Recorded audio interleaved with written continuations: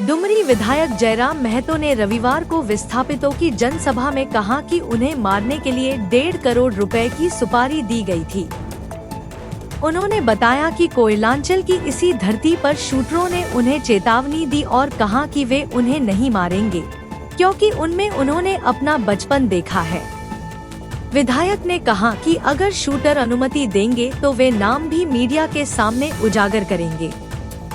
जयराम महतो ने आरोप लगाया कि कोयला क्षेत्र में भ्रष्टाचार और विस्थापितों के हक की बात करने वाले नेताओं को पहले भी रास्ते से हटा दिया गया है और अब उन्हें भी टारगेट किया जा रहा है। उन्होंने कहा कि वे जल, जंगल और जमीन की आवाज उठाते रहेंगे।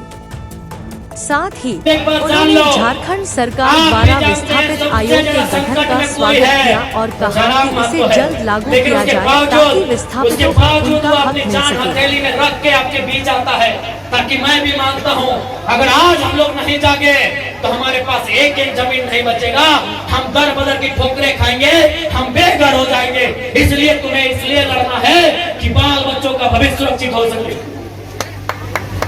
मैं एक खुलासा कर रहा हूँ और ये खुलासा मैं पूरे तर्क के साथ उस दिन करूंगा जिस दिन वो शूटर अगर वो बोल दे कि विधायक जी पब्लिकली बोल दीजिए तो हम बोल देंगे। मैं आपको बता रहा हूँ इसी कोयलांचल से हमारे नाम से 1.5 करोड़ का सुपारी दिया गया था, लेकिन जिसको दिया गया उस शूटर ने क्या कहा मालूम है कि जयराम महतो में हम अपना बचपन देखते हैं, हम ये सुपारी नहीं लेंगे।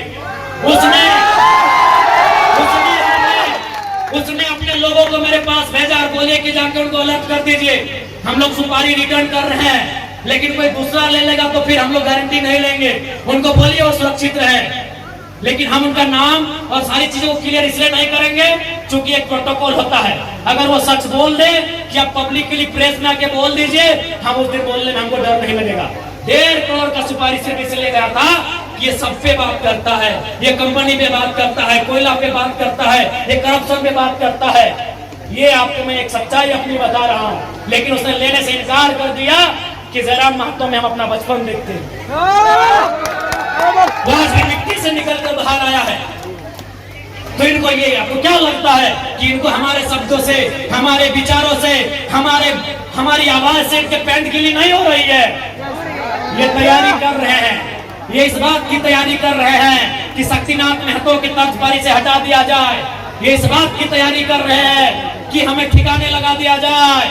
लेकिन मुझे पूरा विश्वास है कि अगर इस बार झारखंड की जमीन से लहू बहा तो इस बार इतना ही कहेंगे झारखंड के लोगों, चाहे लहू किसी का बहे, इस बार चिता मत जलाना, उस चिते को रख देना, उस चिते को छोड़ देना। अगर जलाना हो तो ऐसे बेरहम मेहमान पदाधिकारियों का हौसला जलाना, जहां तुम्हारा अधिकार, जहां तुम्हारा हक आज भी वंचित है। ज्यादा समय नहीं लेंगे, जयराम महतो विस्थापन की लड़ाई लड़ने तैयार है, चाहे सड़क हो या सदन हो। आपने देखा होगा, सबसे पहले मैं माननीय मुख्यमंत्री और दीपक बिरवा जी को धन्यवाद दूंगा कि आज एक बुलंद आवाज विधानसभा में उठने के बाद उन्होंने विस्थापन आयोग का गठन तो किया, लेकिन उसका अध्यक्ष और समिति का विस्तार कब होगा ये मुख्यमंत्री जी को तय करना होगा, जल्द करना होगा। बिल्कुल ये आपकी ताकत थी, आपके वोट की ताकत थी कि आज जयराम महतो जब सदन में खड़ा होता है लोग थरथराते हैं कि इस बार ये कौन सा सवाल पूछेगा। लोग थरथराते हैं कि इस बार कौन सा सवाल पूछेगा। और अंत में इतना ही कहेंगे, कोयलांचल के विस्थापित रैयतों, मेरे भाइयों मेरी बहनों, लड़ाई हर एक तरीके से लड़नी होगी। आपको लड़ना भी है, आपको पढ़ना भी है और जानकारी भी रखना है। विनोद बाबू लड़े क्योंकि वो वकील थे, जयपाल सिंह मुंडा लड़े वो विदेश से पढ़ के आए थे।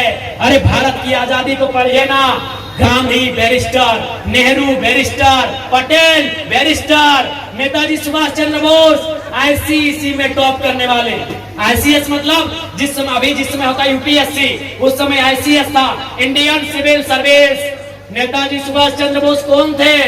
इंडियन सिविल सर्विस के एग्जाम को पास करने वाले थे, यानी उस समय के कलेक्टर बनने वाले थे नेताजी बोस। गांधी कौन थे? Who was Gandhi? Who was Ambedkar? Barrister. आप जितने बड़े क्रांतिकारी नेताओं का नाम लेंगे आपको पता चलेगा बहुत पढ़े लिखे थे।